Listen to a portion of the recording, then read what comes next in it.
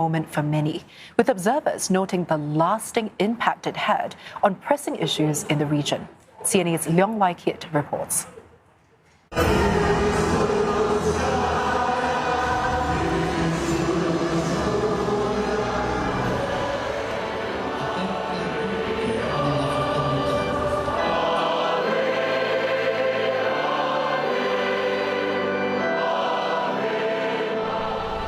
This was one of the venues where Pope Francis held Mass during his Asia-Pacific tour in 2024. But apart from having made an impact on Catholics in the region, the pontiff also paved the way to improve issues socially, politically, and on regional crises. Buongiorno a tutti voi. Since becoming the head of the Catholic Church in 2013, Pope Francis sought to bring more attention to Asia, a continent which observers say the Vatican must not lose sight of as it becomes more central in global affairs. Those efforts include increasing the number of cardinals from Asia and more trips to the region. When it comes to Asia, he has solved, or at least deeply improved, relationship with China.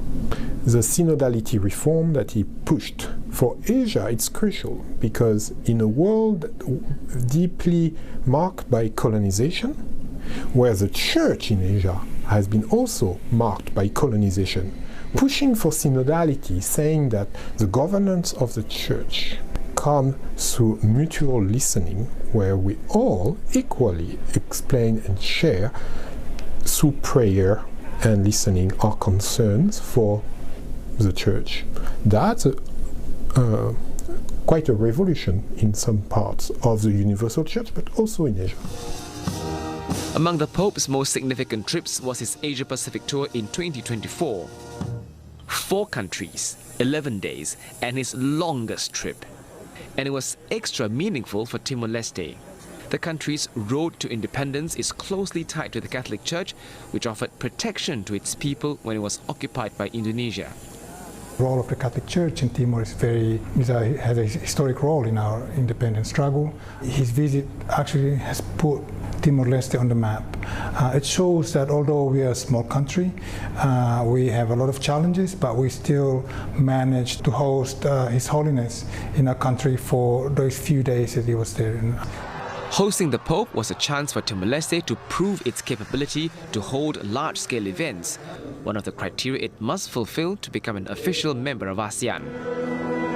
Domestically, it's trying to lift its people from poverty, a point Pope Francis made during his visit. With the Pope's visit, I think it gives our leaders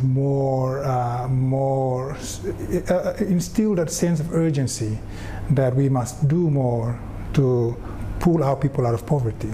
In fact, our national development plan spells it very clearly that by 2030, we would like to have eradicated poverty.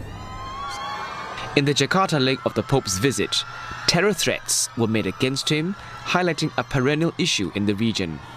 Yet the visit proceeded with Pope Francis and Indonesia's Grand Imam promoting interfaith harmony, a move that experts say was a step in the right direction.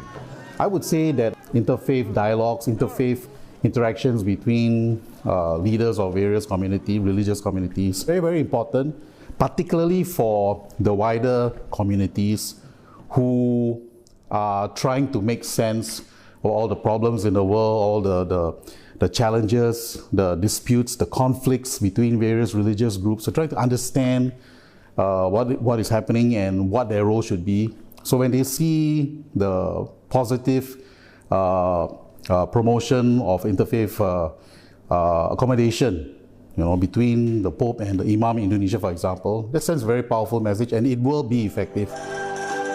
As the Catholic Church closes one chapter with Pope Francis and begins another, observers are sure of one thing: the momentum Pope Francis pushed for to focus on Asia is on track to continue.